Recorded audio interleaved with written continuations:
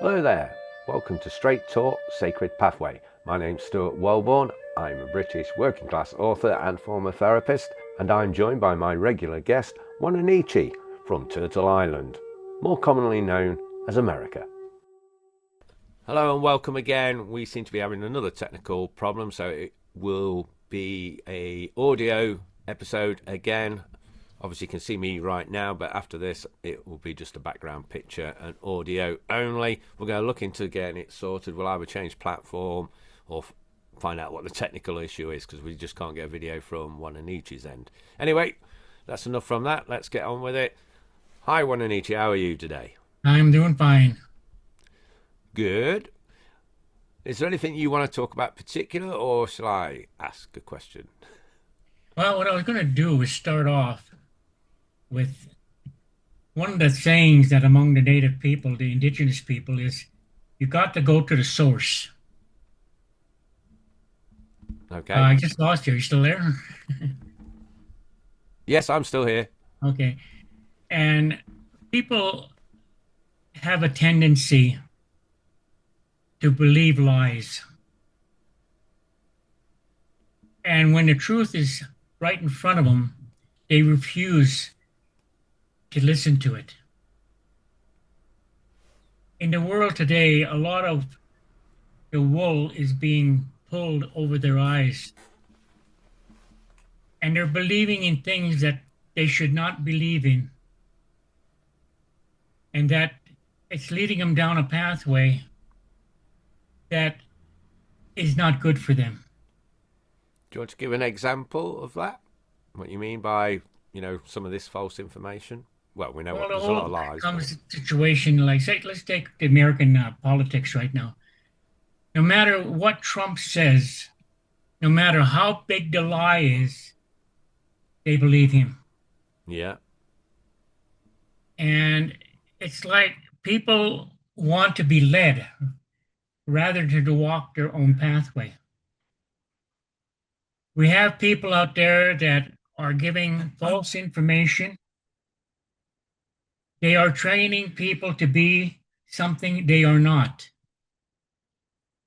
And yet the truth is right there in front of them, but they refuse to accept the fact that they have a gift. And they have to go to the source to find out what that gift is, and then walk their pathway. And there'll be many people that will walk with them because they have the same pathway. Other people will walk beside them to share information. But you look at it, the 144,000 points of energy of who we are, what candle do we belong to, has become a thing that people don't want to take an effort to find. But it seems like they'll pay hundreds and thousands of dollars to allow themselves to be given false information that will lead them down the wrong pathway. Once they find their pathway, it's very easy. It's like when I sat there and had a vision, I interpreted the vision the way I felt was right. But then I would go out and do a tobacco ceremony to say, am I right or am I wrong? So I went to the source, and the source told me whether I was interpreting it wrong or whether or not I was right on.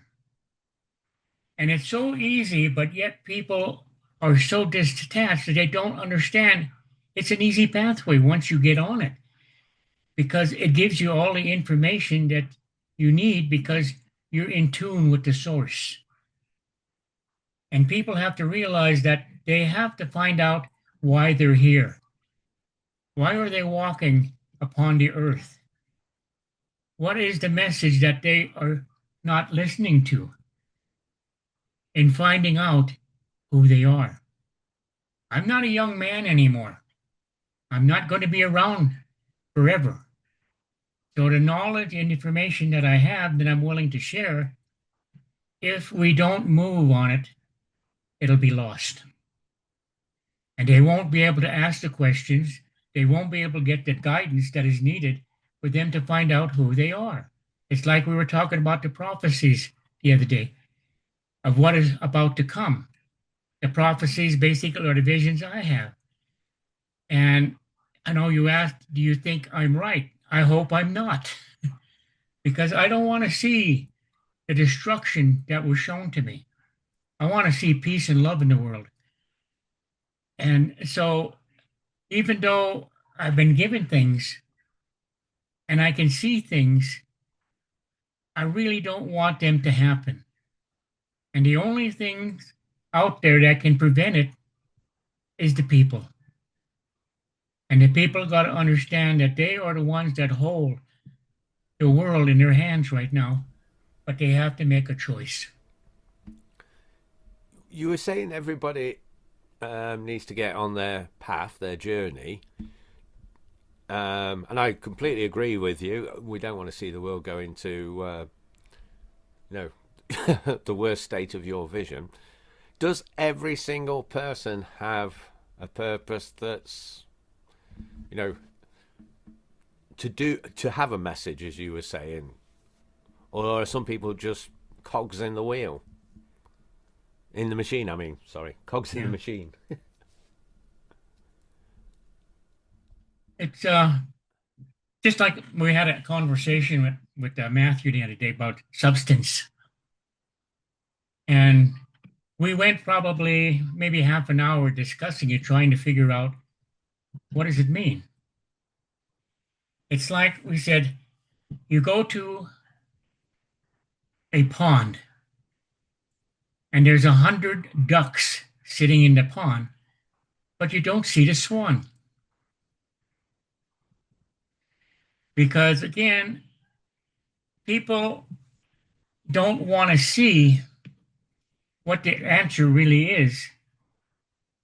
So they sit and they fabricate a picture without the meaning. And it's like when people sit there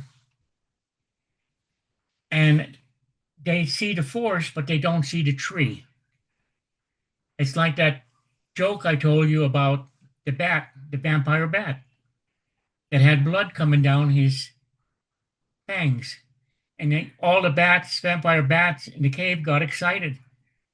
So they said, "Where did you get that?" They said, "Follow me." So he goes out the bat cave, down the mountain, across the valley, into a forest. And they follow him into the forest, and all of a sudden he stops. They all stop. And they say, "You see that tree?" They say, "Yeah." He said, "I didn't." Yeah, I remember you saying that. Um, Yeah. but my question was, does everybody have a purpose that's, to Have contribute what? to mankind, to humanity, to the consciousness? Or are some people just here to breed and have children and that's all they're here for?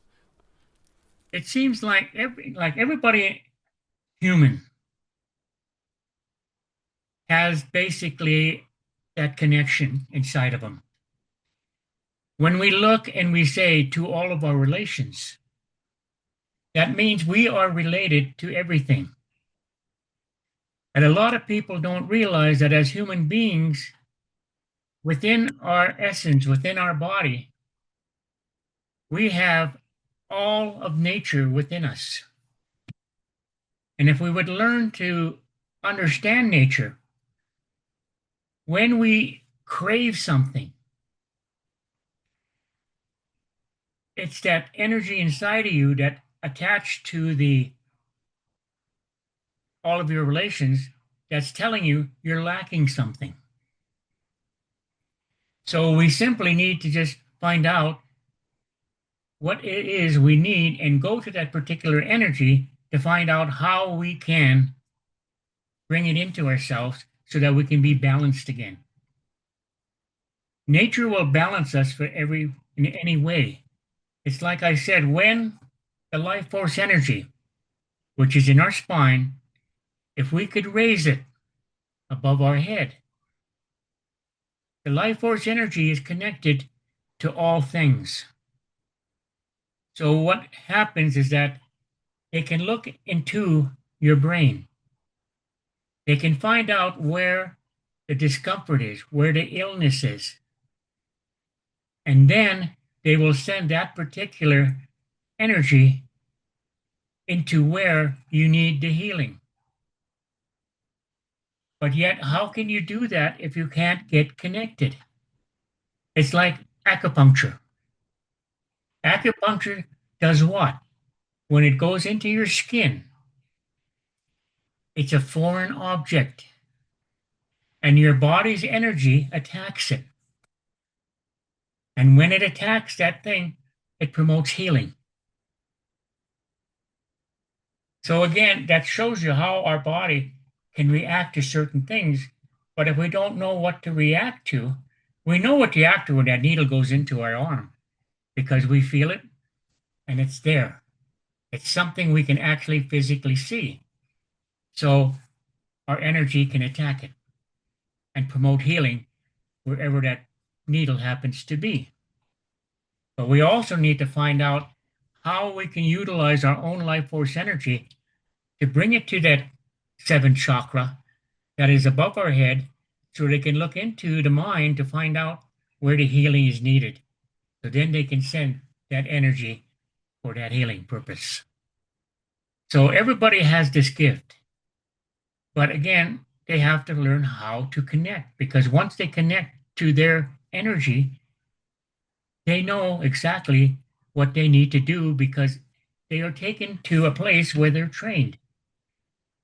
And when we go to this place that we're trained, we call them, in our way, dimensions. And I know that scientists laughed at us at one time because of what our knowledge is. They said it doesn't exist. And then they found 3 dimensions. Then they found 6 dimensions. Then finally they found 28. So now they realize that we knew what we were talking about as Indigenous people. But people sit there and don't want to hear the truth that we are saying.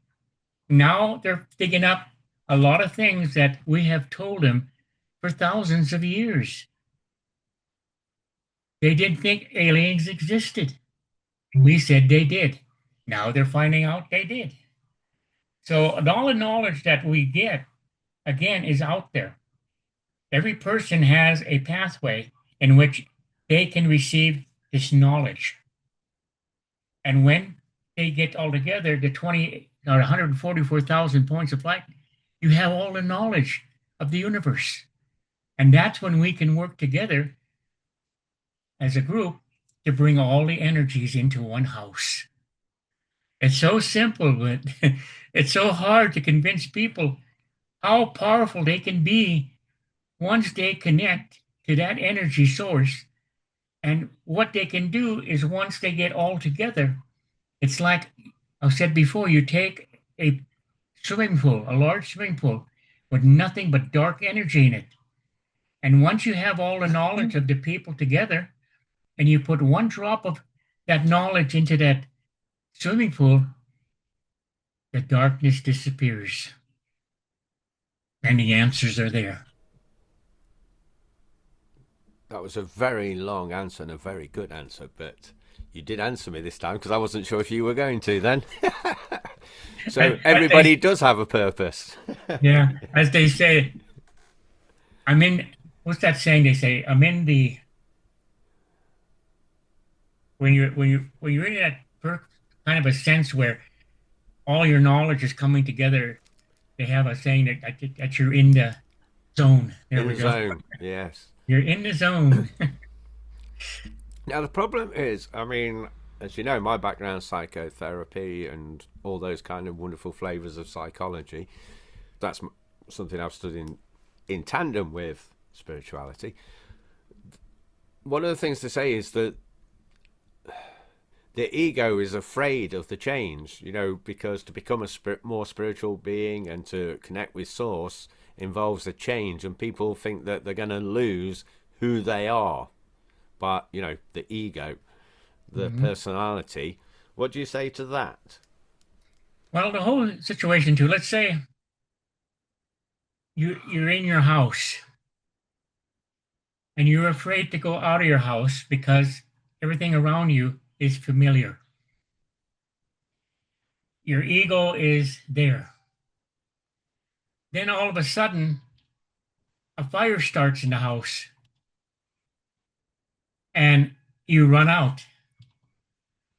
And all of a sudden, you realize there were other things out there. You can hear the birds chirping. You can hear the wind in the trees. You can see the beauty of the flowers, of the insects. And then you sit there and say, why was I cooped up when all this was out here? So our ego keeps us kind of in a zone that we're comfortable with. And we sit there one time and we say, okay, I'm going to eat nothing but meat because I like meat. Then all of a sudden your meat runs out and you're stuck with other delicacies and you get hungry and you say, oh, I'm hungry, but I have to eat something and there's no meat, so I'll eat this. And you say, wow, this is good. So if we don't experiment and we get locked into a way of life, into what we are comfortable with, what our ego is comfortable with, how do we learn? So sometimes you've got to take that step and then see what's there, because sometimes you will find exactly what you're looking for. Wow, that was really quite profound there, and I will use that as a clip. I forgot what I was going to say now. Saying that, yeah. Back to what you were saying at the beginning, though. People are focusing too much on the lies that they're seeing through social media or through the news or wherever they're consuming their media, whereas they could just go outside and see that the world isn't as bad as what the news is saying. For some people, obviously, it is as bad as they're saying if you're in the war zone, obviously. But if you're sat at home watching TV and it's just doom and gloom, and then you go out for a walk in nature, it's a very different world, isn't it? Yeah. There are good things and there's bad things out there, but again, each thing that happens, the good things that happen and the bad things that happen, we have to look at them as a tool that basically gives us answers.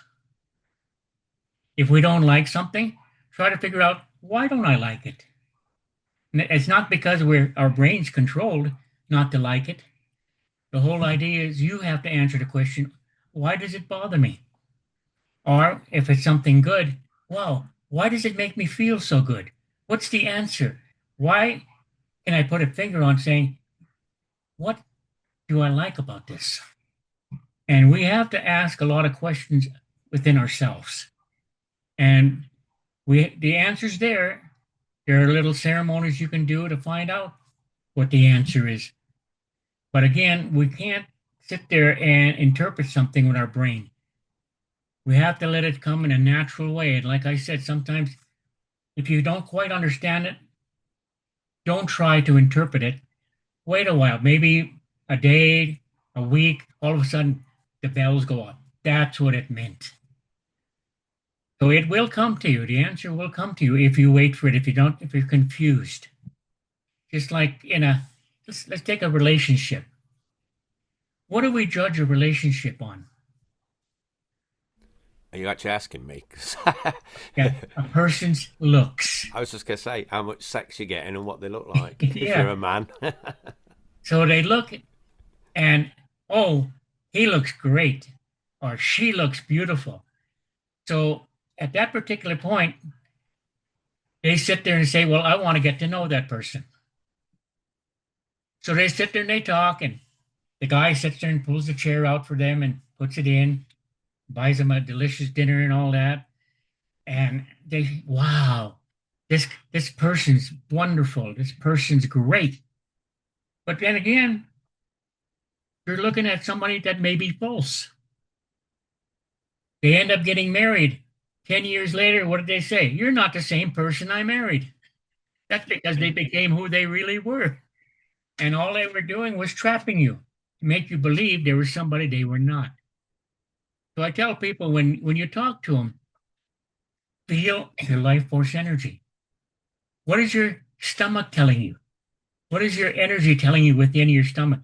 Is it saying push away or is it drawing you? And when it draws you, that means that there's an energy connection. And you haven't found your soul person because your soul person, why do you want to find somebody who thinks exactly like you and doesn't let you grow? You have to find somebody where you're weak and they're strong. And you got to find somebody where you're strong and they're weak. So then you come together and you make each other strong. You complete a circle. And you do this by your energy by asking certain type of questions and feel what your energy is telling you. And your energy will tell you whether or not a person is part of your energy, is part of your life or not. Okay, we've got 10 minutes left. Right.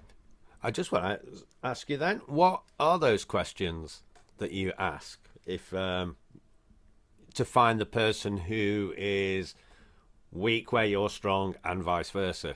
When you're doing your ceremony, what are the questions to ask? We have a saying among the Indigenous people when we say, walk a mile in their moccasins. But there's another one too that my dad I really liked. He said, what you do with a person, ask them questions, see what their reactions are. He said, and then observe them. When you go out, observe him. And then all of a sudden, questions will come up. Oh, do you like kids? Oh, I love kids. And then all of a sudden you say, now, is that the truth? Or is he just saying that to impress me? So there are other type of questions that you need to ask that will bring the truth out. Because you want to actually have a relationship with a real person, not with someone who's basically, again, tells you everything that you want to hear. Exactly. I would be remiss if I didn't circle back to a point you made earlier about how you were talking about the indigenous history, where you've been saying for thousands of years that there's different dimensions. You also mentioned aliens, so I'd be remiss if I don't bring us back to the aliens. So what has your ancestors been saying about aliens for thousands of years then? Where are they from? And how long have they been coming here, and what's their plans? If you can address that in 5 minutes, I'd be impressed. Well, a lot of people, when you look at the indigenous people, they talk about the star people. And that the star people basically came to Earth. When you look in England, you remember the giant, I'm trying to figure out where it is, where you have the giant. You mean the chalk one with the chalk with the one. hard on and the Now, club? everybody was going there, and by sitting on the giant's manhood, the woman could get pregnant. Yeah. Okay, I went there, and I wasn't allowed in. The energy stopped me. So then I sat there, and I offered a little tobacco to them, and I was shown what that whole valley was all about. The valley, they said, was a fertility gathering of the energies that we call aliens. So that's why, again, people go there and why all of a sudden they become pregnant. Because of fertility valley. That's where they came. But again, when the star people came, they didn't stay here. They came here for a purpose, and then they would leave. That's why they can't find evidence of the star people. But the star people created the indigenous people. They had offsprings. And if you look at the indigenous person, they're missing a gene. Like, say, for instance, you have A, B, and C. The native indigenous people only have A and C. They don't have a B, just like the star people. So the star people, when they came, they started to populate the earth. Scientists are probably trying to prove that we evolved from certain things.